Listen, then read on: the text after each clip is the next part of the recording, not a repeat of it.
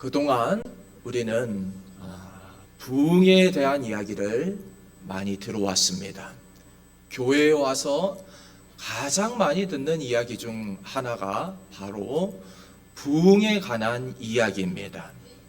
우리는 교회의 부흥을 위해서 기도하고 또 나라와 민족을 위하여서 그리고 한국 교회를 위해서도 하나님 이 나라와 민족 가운데 하나님 다시 한 번 더 부흥을 일으켜 주시옵소서. 그렇게 우리는 기도를 합니다. 그러면 부흥이라고 하는 것이 무엇인가? 부흥은 다시 살아나는 것을 말합니다. 다시 살아나는 것, 다시 회복되는 것. 여러분 지금 유다 백성들은요, 바벨론에서 이제 포로로부터 풀려나서 예루살렘에 다시 돌아왔습니다. 그들에겐 힘도 없고요, 물질도 없고 아무것도 가진 것이 없어요. 성전 건축 하나 하는 것만 해도 이게 너무나도 버겁게 벅차게만 느껴지는 것입니다. 그런데 오늘 말씀에서 하나님은 폐허가 돼서 아무것도 없는, 사람도 없는 이런 예루살렘이 다시 부흥할 것이라고 하나님은 약속의 말씀을 주고 계십니다. 지금 예루살렘에는요, 노인들도 없고 어린아이들이 없습니다. 사람들이 없어요. 근데 오늘 말씀에서 뭐라고 말씀하는가 하면은 다시 예루살렘 안에 노인들이 넘쳐나고 어린아이들이 넘쳐나겠다. 여러분, 이 어린아이들이 없다. 우리나라도 지금 어린아이들을 낳지 않아요. 아기들 낳지 않는 것이 큰 사회적인 문제가 되지 않습니까? 이 어린아이들이 있고 다음 세대가 이렇게 올라오면서 그래서 나라를 이끌어갈 그런 다음 세대를 보여야지 나라에 희망이 있는데 어린아이들, 다음 세대가 보이지를 않는 거예요. 여러분, 그러나 하나님께서 축복하시면 예루살렘 거리에 사람들이 넘쳐날 것이라고 오늘 하나님께서는 약속하고 계십니다. 노인들도 많아질 것이고 골목마다 어린아이들이 떠드는 소리가 넘쳐나게 될 것이다. 제가 언제나 기도하는 것도 그것입니다.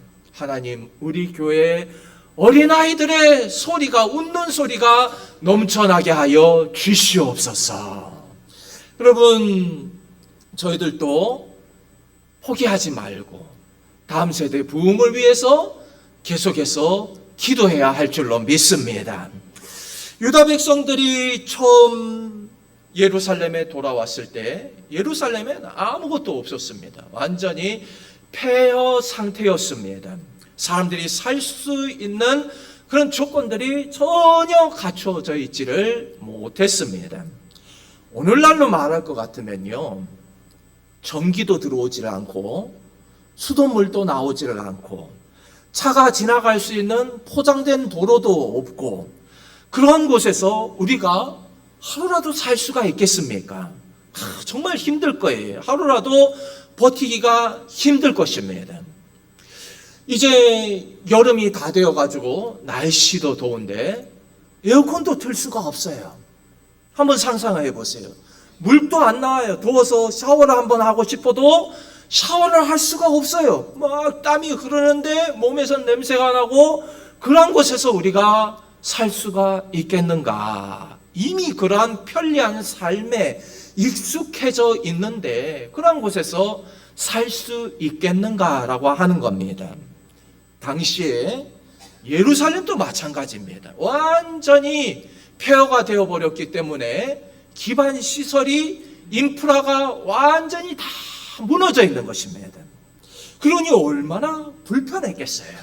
다시 돌아와서도 너무 불편한 거예요. 불편한 것뿐만 아니라 얼마나 위험했는지도 모릅니다. 강도들이 약탈을 하고요. 그러니까 노인들이나 어린아이들, 노약자들이 살 수가 없는 거예요. 너무 위험해가지고 살 수가 없었습니다. 그런데 어느 시점으로부터 예루살렘에 평화가 임하기 시작합니다. 어느 순간부터 시작해서 도시가 다시 살아나기 시작하고 사람들이 예루살렘에 몰려들기 시작했습니다. 그러면 그 전환점이 언제부터인가? 백성들이 선지자들이 전하는 말씀을 듣고 거기에 순종해서 다시 성전 머릿돌을 놓는 순간부터 시작해서 예루살렘에 평화가 임하기 시작했습니다. 다시 회복의 역사가 시작되는 거예요. 하나님께서 부흥하게 하시는 것입니다.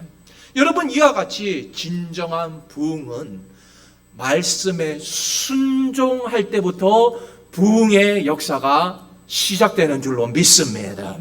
어렵고 힘겨워도, 지금 상황이 힘들어도, 그럼에도 억지로라도 순종하기 시작하면 그곳에 부흥의 역사는 일어나는 것입니다. 여러분, 교회의 일이라는 것이 그렇습니다. 교회의 일이라고 하는 것이요, 처음부터 막 좋아서 하는 사람은 거의 없습니다. 교회에서 섬긴다고 해서 누가 뭐 돈을 주기를 합니까? 당장에 눈에 보이는 막 보상이 뒤따라오기를 합니까? 그러니까 안 해요. 처음에는 다들 억지로 그렇게 할 수 없이 막 떠밀려서 이렇게 조금씩 섬기기 시작하지만, 여러분, 억지로라도 순종하다 보면 하나님께서 어느 순간부터 축복해 주시는 것입니다. 은혜를 내려주시는 것입니다. 신기하게도 하나님을 섬길 때에 하나님 은혜를 베풀어 주세요. 오늘 말씀에서도 유다 백성들이 그 힘든 상황 가운데서도 말씀에 순종해서 머릿돌을 놓은 순간부터 시작해서 하나님께서 예루살렘에 평강을 허락하여 주셨습니다. 그 순간부터요, 기적적으로 예루살렘을 공격하는 자들이 사라져 버렸어요. 여러분, 밭에 열매들이 맺히기 시작했습니다. 그동안에는 아무리 수고하고 땀을 흘려도 열매를 맺지 못했는데 하나님께서 열매가 주렁주렁 맺게 하시는 거예요. 밖에 위험해서 해가 지면은 사람들이 다니지도 못했어요. 그런데 이제는 안전하게 사람들이 활보하고 다니기 시작하는 것입니다. 그래서 다시 예루살렘에 사람들이 몰려들기 시작하면서 부흥하기 시작하는 겁니다. 예루살렘이 살아나기 시작했습니다. 저는 오늘 이 말씀이 바로 우리에게 주시는 말씀인 줄로 믿습니다. 우리 세은교회에게 주시는 말씀인 줄로 믿습니다. 우리 삶의 모든 일들이 잘 풀리지 않고 뭔가 자꾸 일들이 꼬이기 시작하면요, 여러분, 그거는 하나님과 나 사이에 뭔가 일치되지 않는 부분이 있다라고 하는 그러한 뜻입니다. 온전히 하나님의 뜻에 내가 맞춰서 살지를 못하고 하나님의 뜻에 어긋난 부분이 있다라고 하는 그런 의미인 것입니다. 마치 무엇과 같은가 하면요, 여러분, 그 금고의 문을 열어보셨습니까? 금고 문을 열 때 다이아를 돌려가 숫자를 이렇게 따라랑 맞추지 않습니까? 다이아를 이렇게 맞추는데, 그 번호를 맞추는데 숫자가 하나만 맞지 않아도, 다른 숫자는 다 맞아도 하나만 맞지 않아도 열리질 않는 거예요. 하나만 맞지 않아도, 다른 숫자 다 맞아도 하나만 틀려도 금고문은 열리지를 않는 것이에요. 여러분, 이와 마찬가지로 하나님과 나 사이에 조금이라도 틀어진 것이 있다라고 한다면은 그게 열리질 않는 겁니다. 문이 열리질 않아요. 길이 열리지를 않는 것입니다. 그럴 때는 어떻게 해야 되는가? 우리는 의지적으로 하나님 앞으로 나아가야 됩니다. 의지적으로 애를 써서, 야, 내가 하나님 앞으로 더 가까이 나아가야 되겠구나. 그러면은 내 삶에서 기도하다 보면요, 하나님께서 기뻐하시지 않는 것들이 내 삶에 보이기 시작하는 겁니다. 이 일은 하나님이 기뻐하시지 않는 일이야. 그러면 그러한 것들을 내려놓기 시작하는 겁니다. 끊기 시작하는 거예요. 하나님이 기뻐하시지 않는 하나님의 뜻에 맞지 않는 것들을 내려놓기 시작하는 겁니다. 정리하는 거예요. 여러분, 그러면은 어느 순간 하나님이 은혜를 베풀어 주기 시작하십니다. 하나님께서 은혜를 베풀어 주시는 거예요. 내 안에 맞지 않는 것들, 하나님의 뜻에서 어긋나는 것들을 정리하다 보면은 하나님께서 내 삶에 꼬인 문제들을 풀어주기 시작하십니다. 하나님은 지금 우리에게 뭐라고 말씀하시는가 하면은 한 걸음만 더 가까이 나아오라고 말씀하십니다. 거기에 계속 머물러 있지 말고 한 걸음만 더 가까이 나와라. 하나님은 한 걸음만 우리가 더 하나님 가까이 나아가기를 원하고 계십니다. 여러분, 그 말씀에 순종해서 한 걸음만 더 가까이 나아가면은 기적이 일어날 줄로 믿습니다. 이제 3절 말씀을 우리가 다 함께 읽도록 하겠습니다. 3절입니다. 시작. 여호와가 이같이 말하노라. 내가 시온에 돌아와 예루살렘 가운데 거하리니 예루살렘은 진리의 성읍이라 일컫겠고 만군의 여호와의 산은 성산이라 일컫게 되리라. 아멘.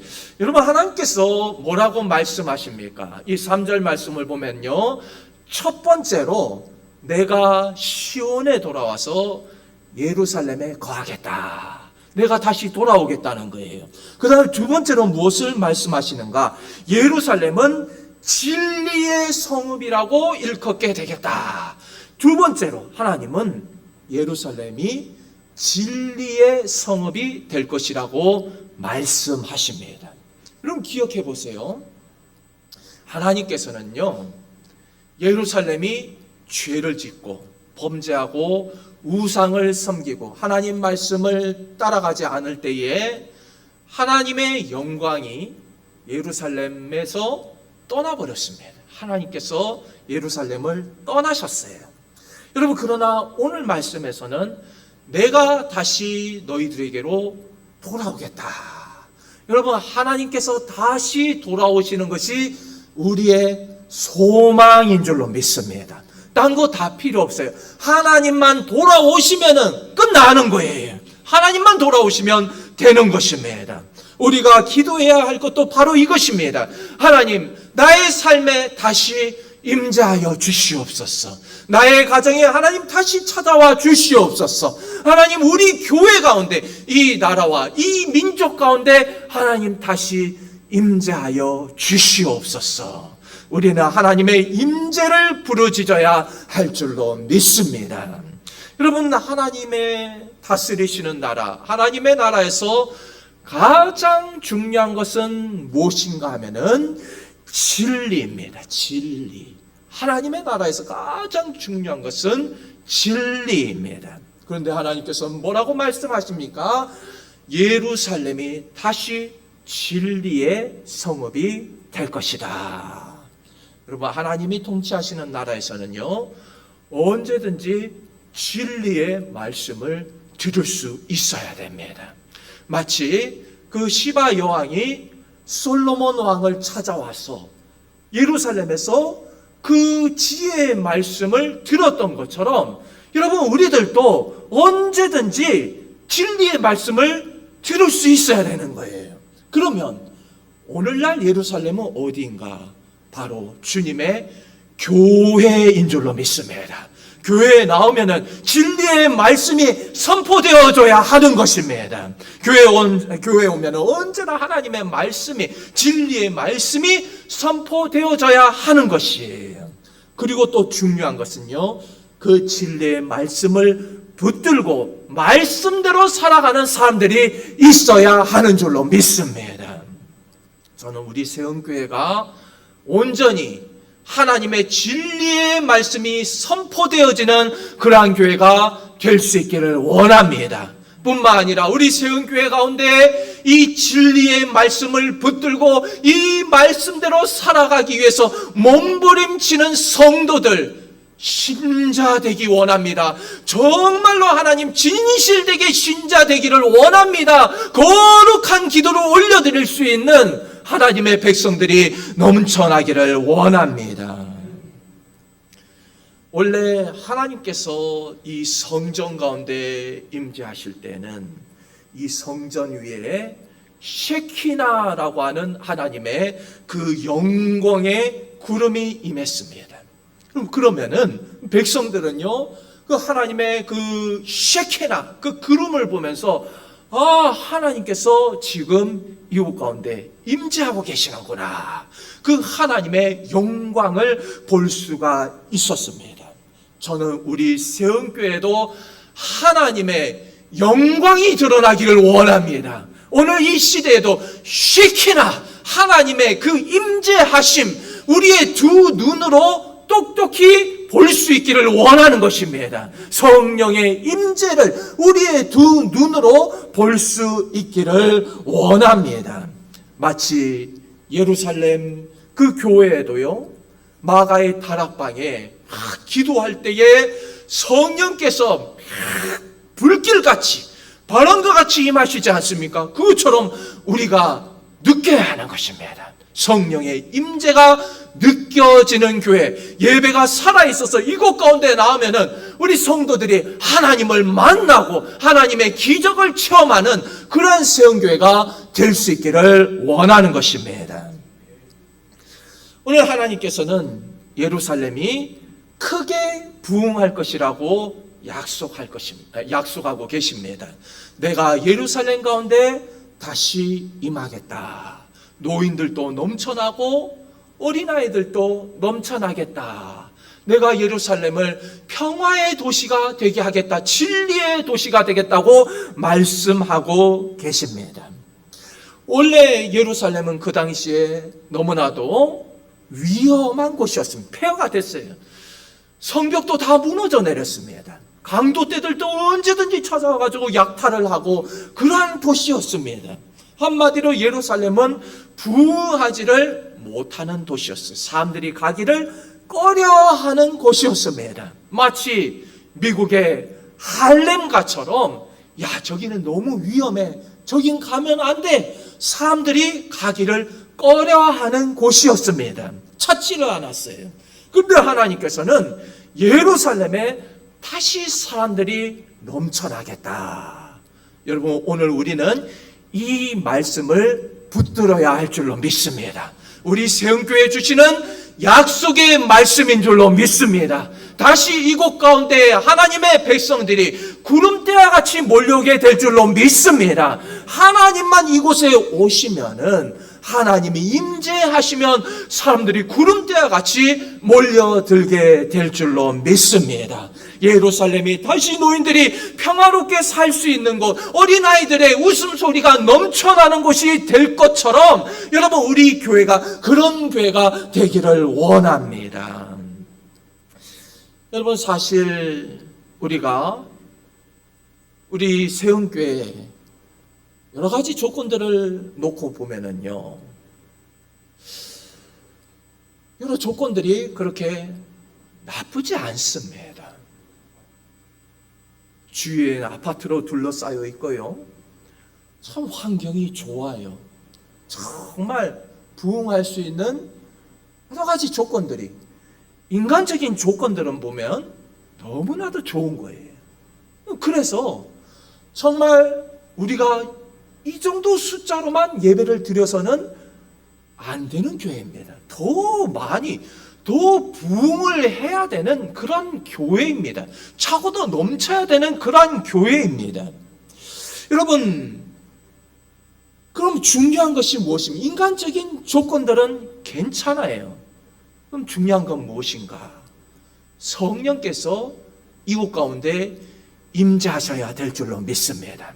하나님께서 예루살렘에 다시 돌아오실 때에 그곳 가운데에 부흥의 역사가 일어났듯이 하나님께서 이곳 가운데 임재하시고 우리 세운교회를 다스리실 때에 이곳 가운데 기적의 역사, 부흥의 역사가 일어나게 될 줄로 믿습니다. 현실적으로만 보면 우리는 다들 나이도 많고 성도들이 나이가 많아서 힘들지 않은가? 그냥 이렇게 힘들게 보일 수가 있습니다. 그런데 오늘 6절 말씀이 우리의 소망의 말씀입니다. 소망의 말씀이 6절 말씀을 한번 같이 읽도록 하겠습니다. 6절입니다. 시작. 만군의 여호와가 이같이 말하노라. 이 일이 그날에 남은 백성의 눈에는 기이하려니와 내 눈에야 어찌 기이하겠느냐. 만군의 여호와의 말이니라. 아멘. 여러분, 무슨 말씀입니까? 너희들이 볼 때는 불가능해 보이지만은, 기이하게 보이겠지만은, 나에게는 이게 어떻게 기이한 일이 되겠느냐? 나에게는 불가능한 일은 없다는 말씀입니다. 너희들이 볼 때는 불가능해 보이지만은 나한테는 전혀 불가능한 일이 아니다. 여러분, 내 힘으로는 안 되지만 하나님은 하실 수 있는 줄로 믿습니다.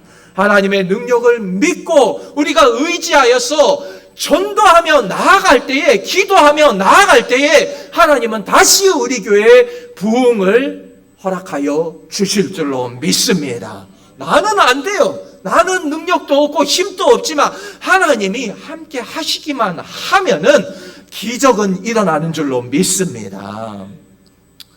지금 이스라엘 백성들도요, 유다 백성들도 예루살렘이 지금 완전히 폐허 상태는 아무것도 없는데, 어떻게 예루살렘이 다시 부흥할 수 있겠어? 어쩌면 우리의 마음과 같은 그러한 상황이라고 할 수가 있습니다. 우리는 힘도 없고 능력도 없고 일꾼들도 없고 재정도 부족하고 어떻게 예루살렘이 다시 부흥할 수 있겠어? 예루살렘은 비참하게 파괴되었기 때문에 여러분, 아무리 내 힘을 다해도 예루살렘을 다시 일으키는 것이 쉽지 않아 보이는 것입니다. 여러분, 그러나 오늘 말씀은 내가 함께 하기만 하면, 내가 돌아오기만 하면은 황폐하였던 이 땅에도 어린아이들의 웃음소리가 넘치고 노인들이 넘쳐나고 사람들이 넘쳐나는 성읍이 되겠다. 아멘. 이것이 약속의 말씀인 것입니다. 여러분, 예루살렘은 다시 한 번 더 전성기를 맞이하는 거예요. 여러분, 예루살렘의 그 중요한 전환점, 다시 부흥을 하기 시작한 때가 언제인가? 조금 전에도 말씀을 드렸지만 그들이 어려운 가운데도 선지자들이 전하는 말씀을 듣고 거기에 순종해서 성전 머릿돌을 다시 놓는 순간부터 시작해서 하나님께서 기적을 일으켜 주시기 시작하시는 겁니다.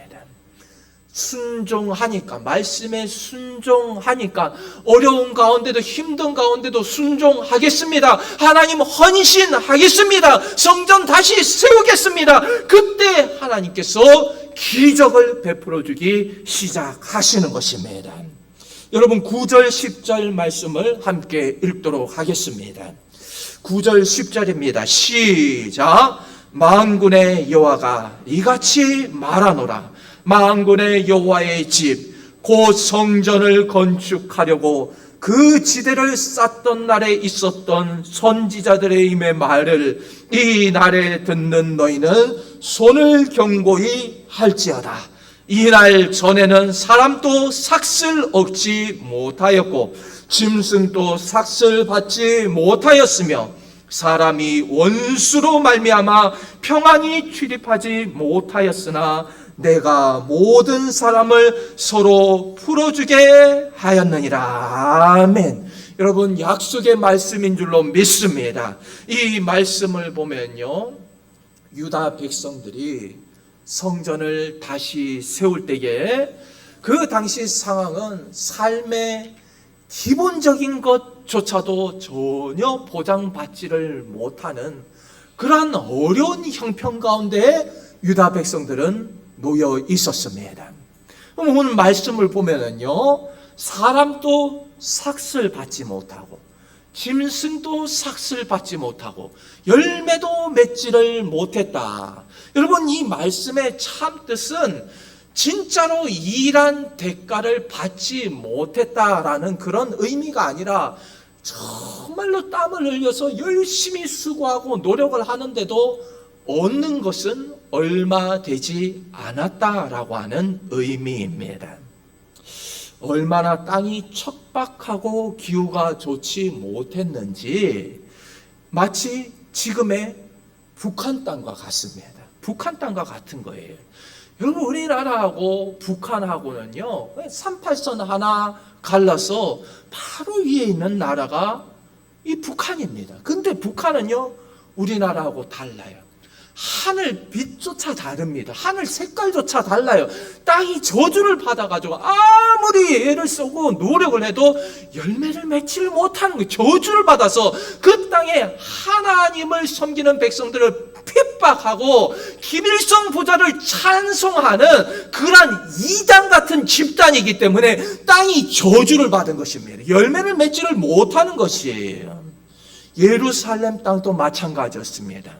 하나님 앞에 그렇게 우상을 섬기고 하나님 뜻대로 살아가지를 못하니까 땅이 저주를 받아가지고 열매를 맺지를 못하는 것이에요. 그런데 하나님께서 찾아오심으로, 하나님께서 다시 예루살렘에 찾아오심으로 이 땅이 번성하고 회복되는 땅이 되게 하겠다. 여러분, 이 말씀을 우리의 말씀으로 받으시기를 바랍니다. 말씀을 취하는 거예요. 여러분, 우리가 말씀을 들을 때 중요한 것은 하나님 저 말씀은 내 말씀입니다. 하나님 저 말씀 나에게 주신 말씀인 줄로 믿습니다. 아브라함이 복을 받았지만 하나님 아브라함에게 주신 그 복 나에게 주실 줄로 믿습니다. 오늘 내가 아브라함이 되게 하여 주시옵소서. 다윗에게 주신 축복 나에게 주시옵소서. 이렇게 말씀을 취하는 겁니다. 이건 말씀을 취한다고 하는 거예요. 여러분, 성경에 많은 하나님의 백성들이 복을 받아도 그게 나와 무슨 상관이 있습니까? 여러분, 그 말씀을 내가 취할 때에, 내 말씀으로 받아들일 때 거기에 기적이 일어나게 되는 줄로 믿습니다. 오늘 말씀이 무엇입니까?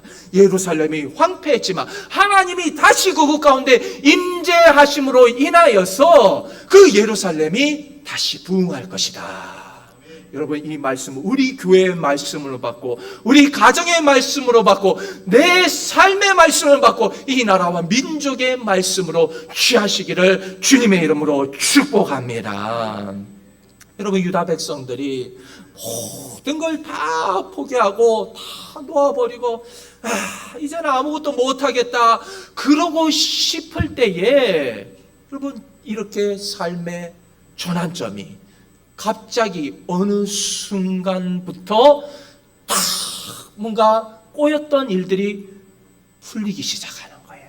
막혔던 문이 열리기 시작하는 겁니다. 어느 순간부터입니까?